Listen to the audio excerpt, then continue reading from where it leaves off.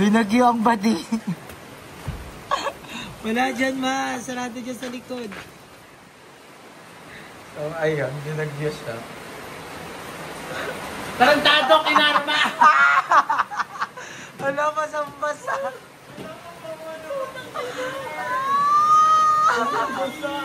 Anong nangyari sa dear? Dear, I think ginagantihan ako ni Lord.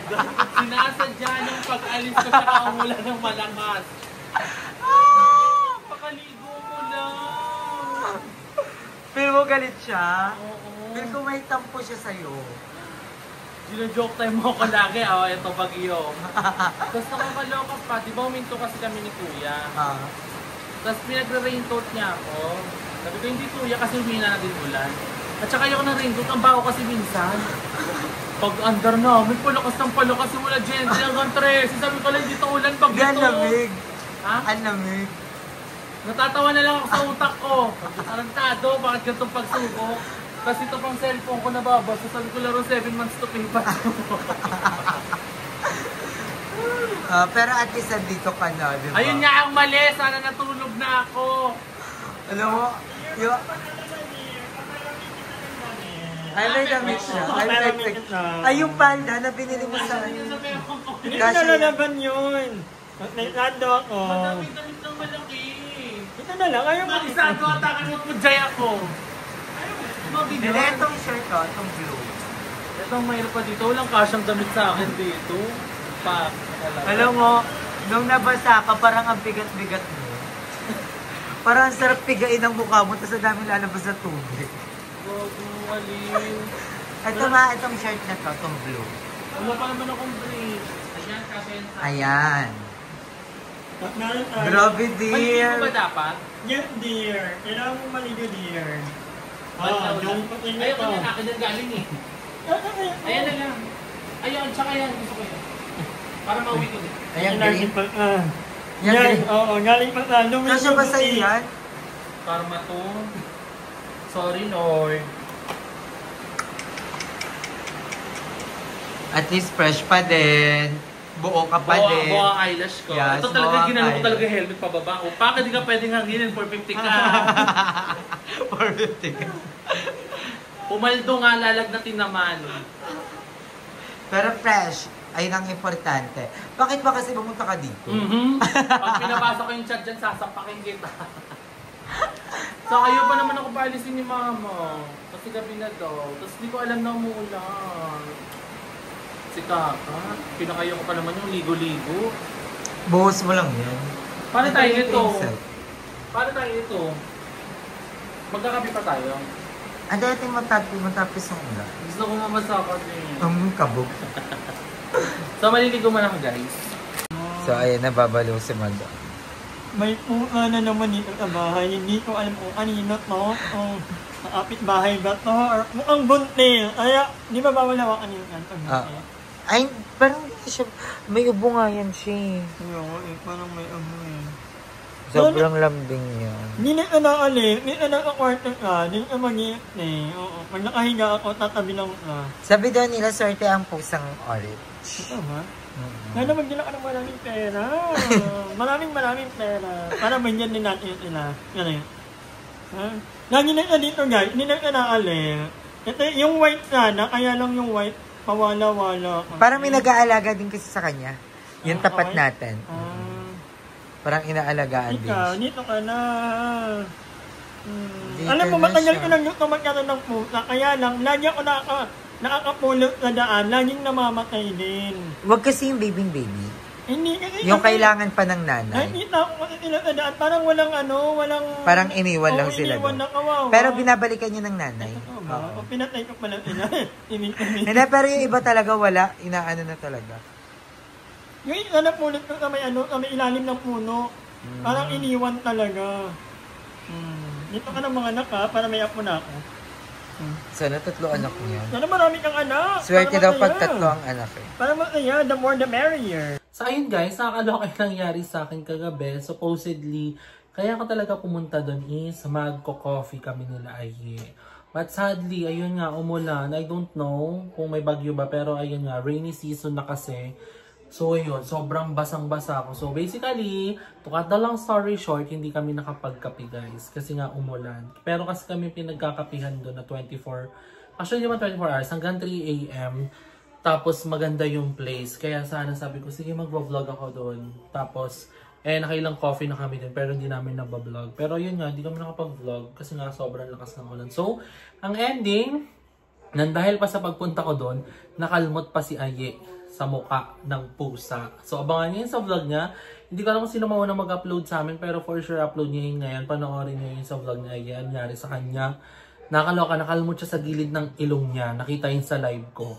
So, ayun. Hoping for the better. At tumatawag si Aye. So, wait lang guys. So, ayun, okay. Tumawag si Aye kasi yung video na file sa akin is pinapapasa niya. So, anyway, yun nga. Umuwi din ako basically kaninang umaga dahil nga nangyari kay and hoping and praying na nakapagpaturok naman na siya. So panoorin niyo sa vlog niya and hopefully nothing serious naman yun. Pero for sure serious yun kaya nagpa-vaccine siya. But anyway, ngayon nga ang ating vlog today is meron tayong bad news. Literal na bad news everyone.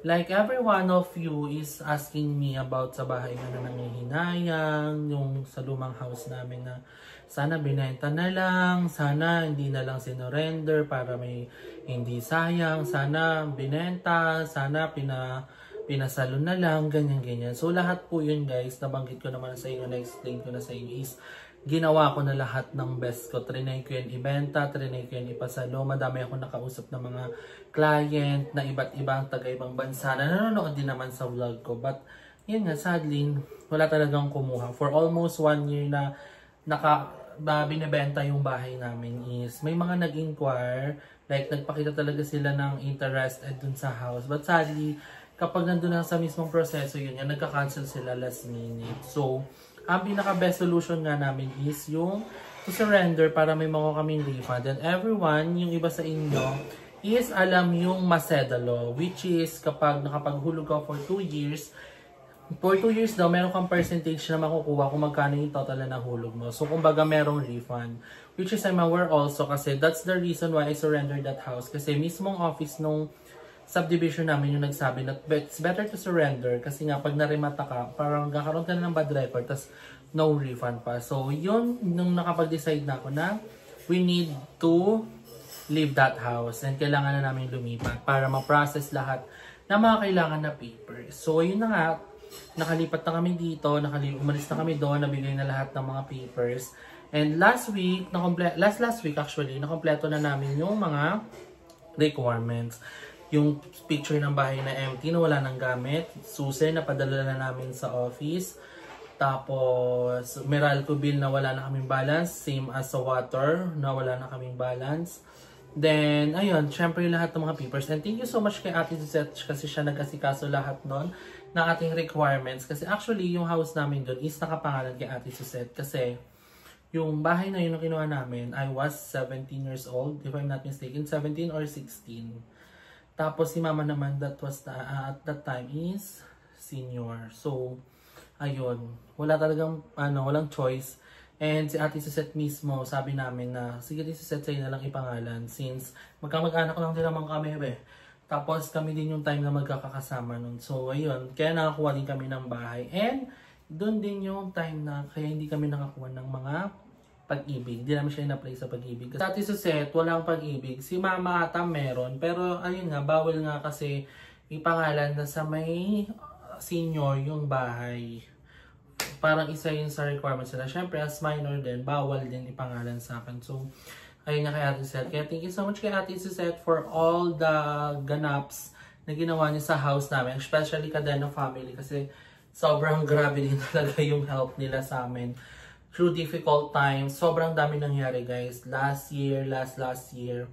So ayun, thank you so much Cadena family. But ayun nga, dumating na tayo sa point na kailangan na surrender. Ayun, si Ate Suzette, siya lahat nagpirma, nag-asikaso ng mga papers, lahat si Ate Suzette. Kami lang yung nag-provide ng mga needs, like yung binayaran ng bills, pero sa Ate Suzette lahat nag-asikaso nun siya nakipag-usap sa office. But eto na nga ang sad news natin. So kanina, nag-chat siya kay Mama. Sinabi na nga na wala nga daw makukuhang refund doon sa old house namin dahil sa multiple violation. Ay, hindi multiple violation, multiple penalties. So, ayun yung pinaka main reason sa penalty. So, most of that is napunta sa penalty siguro. Pero ang sabi kasi ng office is wala nga daw makukuha. Because yung last payment ko pa ng house is super tagal na din talaga.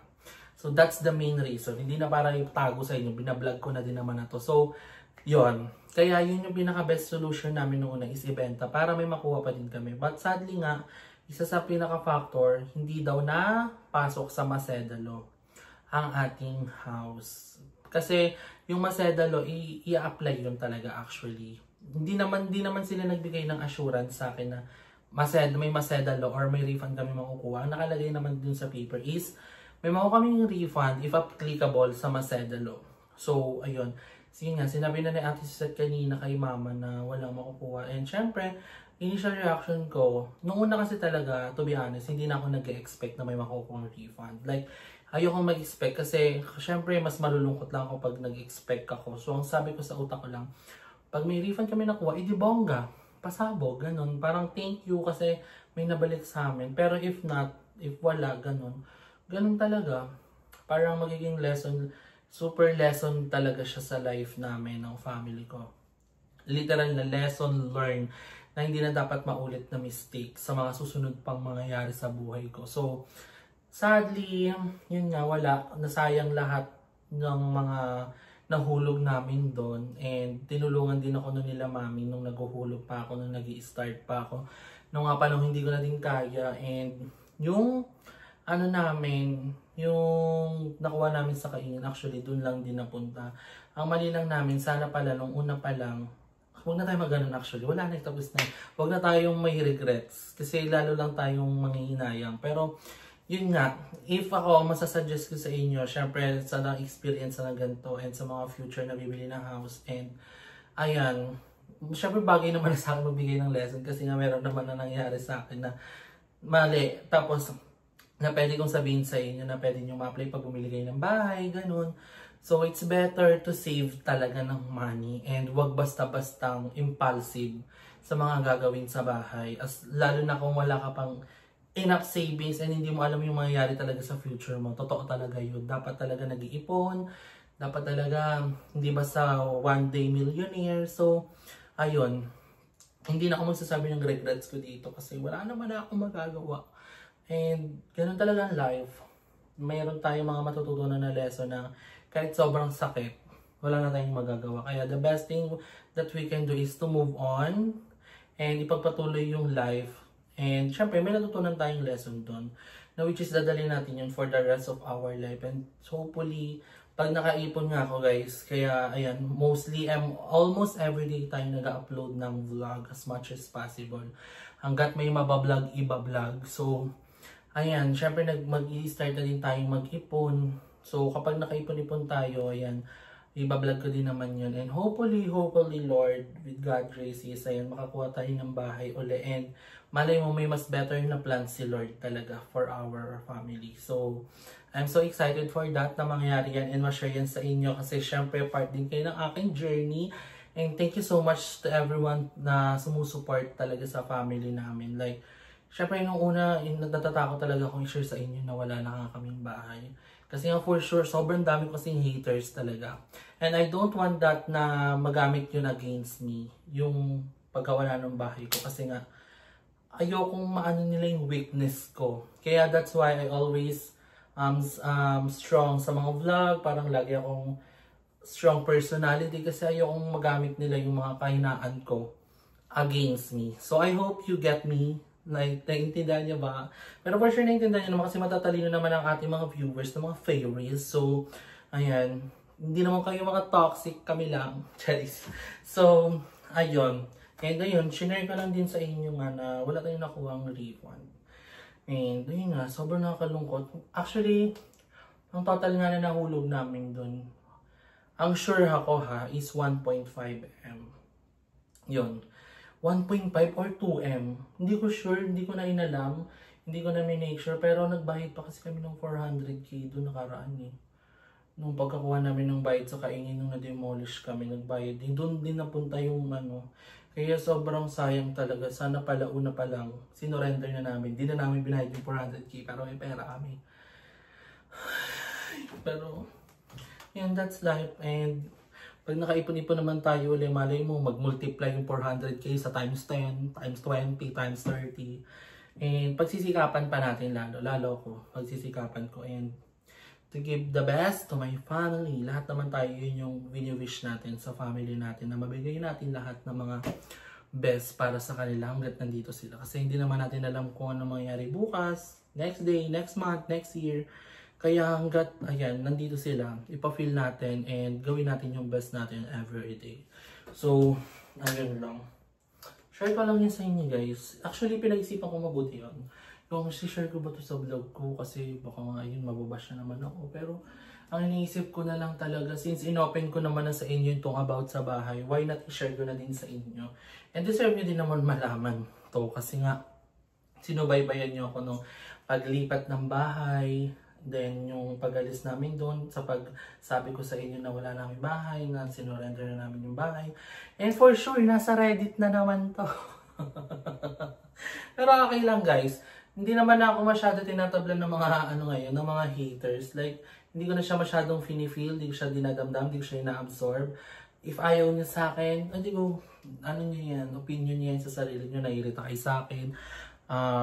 Na-attitudean kayo sa akin, na-impacta kayo sa akin, natotoxican kayo sa akin, go, that's your opinion. Wala akong magagawa doon.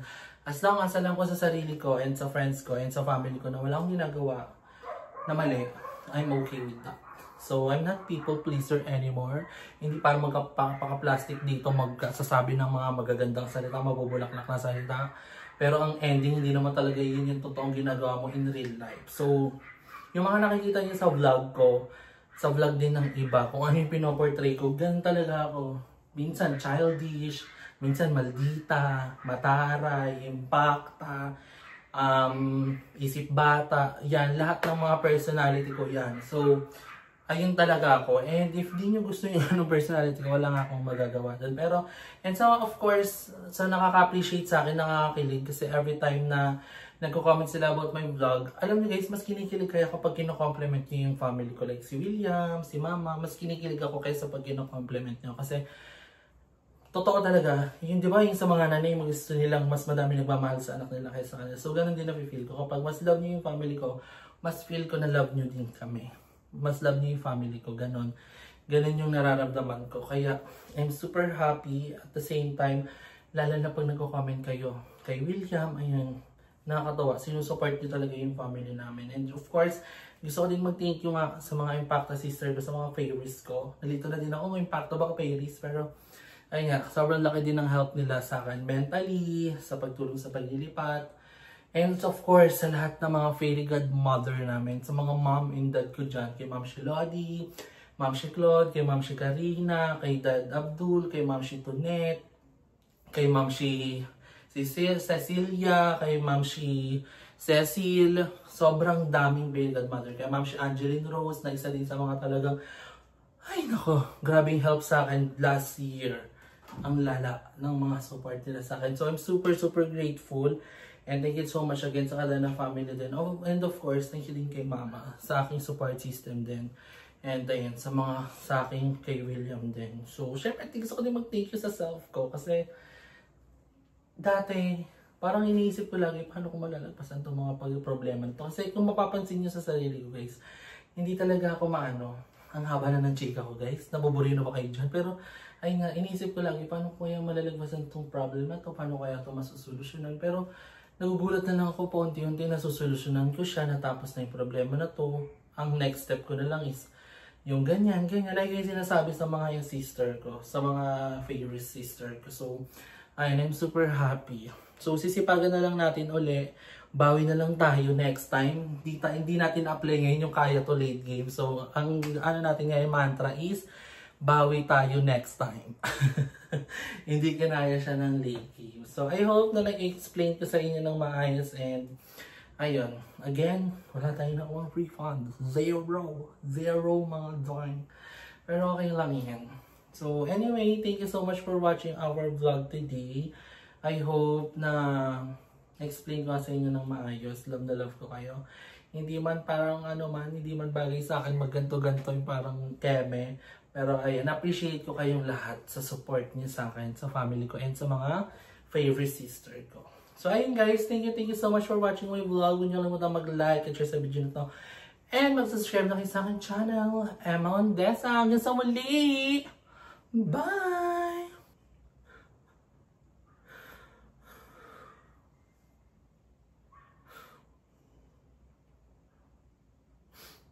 OA, pag-thumbnail!